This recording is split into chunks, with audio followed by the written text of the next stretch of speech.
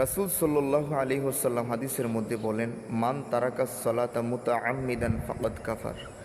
যে ব্যক্তি ইচ্ছে করে এক ওয়াক্ত নামাজ ছেড়ে দিবে সে যেন কুফরি কাজ করলো। নাউজুবিল্লাহ।